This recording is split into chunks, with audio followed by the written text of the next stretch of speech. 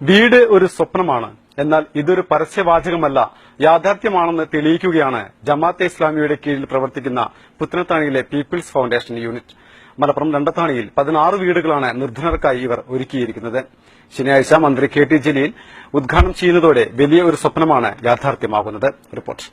സ്വന്തം പേരിൽ ഭൂമിയുണ്ടായിട്ടും വീട് വയ്ക്കാൻ കഴിയാത്ത അവസ്ഥ. പേരിന് സർക്കാർ ഭൂമിയാണെങ്കിലും കാട് പിടിച്ച് കുന്നിൻ ചെരുവിൽ നിൽക്കുന്ന സ്ഥലത്തെത്താൻ പോലും സാധിക്കുമായിരുന്നില്ല. ഭൂമി നൽകിയവർ മറ്റു നടപടികൾ പൂർത്തിയാക്കാനോ ആവശ്യമായ സൌകര്യങ്ങൾ ഒരുക്കാനോ തയ്യാറാകാതിരുന്നതോടെ 18ഓളം കുടുംബങ്ങൾ കാത്തിരുന്നത് വർഷങ്ങൾ. ഇതോടെയാണ് പുത്തനത്താണിയിലെ പീപ്പിൾസ് ഫൌണ്ടേഷൻ യൂണിറ്റിന്റെ കരങ്ങൾ ഇവരെ തേടിയെത്തിയത്. നിർമ്മാണം ഏറ്റെടുത്തെങ്കിലും വലിയ ഒരു വെല്ലുവിളിയായിരുന്നു സംഘടന നേരിട്ടത്. ചെങ്കുത്തായ ഭൂമിയിലേക്ക് വഴിയില്ലാത്തതും നിർമ്മാണത്തിനാവശ്യമായ വസ്തുക്കൾ എത്തിക്കാൻ കഴിയാത്തതും തിരിച്ചടിയായി. തുടർന്ന് സെന്റിന് 1.17 ലക്ഷം രൂപ നൽകി 4 സെന്റ് ഭൂമി വാങ്ങിയാണ് ആദ്യഘട്ടം പൂർത്തിയാക്കിയത്. പിന്നീട് സോളിഡാരിറ്റി വെൽഫെയർ പാർട്ടി പ്രവർത്തകരുടെ ശ്രമഫലമായി കാട് വെട്ടിത്തെളിച്ച് നിർമ്മാണ പ്രവൃത്തികൾ ആരംഭിക്കുകയായിരുന്നു. 11 വർഷം മുന്നേ കൊടുത്ത ഈ ഭൂമിയിൽ സ്വന്തമായി വീടുണ്ടാക്കുക എന്നുള്ളത് ഓരോരോ കുടുംബത്തിനും പ്രായോഗികമല്ല.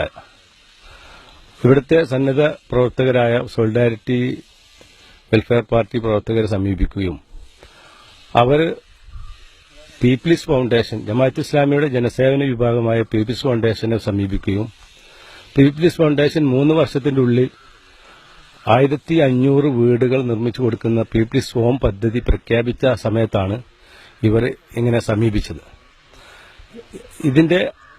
ഇവരുടെ അവസ്ഥ മനസ്സിലാക്കി ഇവിടുത്തെ പ്രവർത്തകർ പീപ്പിൾസ് ഫൌണ്ടേഷന് ഒരു അപേക്ഷ കൊടുക്കുകയും അത് പ്രകാരമാണ് ഈ കാണുന്ന ഇന്ന് ഈ രൂപത്തിലെത്തിയിട്ടുള്ള ഈ വീടുകളുടെ നിർമ്മാണം ആരംഭിക്കുകയും ചെയ്തത്. ആധുനിക രീതിയിൽ 500 സ്ക്വയർ ഫീറ്റിലാണ് 16 വീടുകൾ നിർമ്മിച്ചിരിക്കുന്നതെന്ന് unit chapter coordinator K Abdurahim പറഞ്ഞു.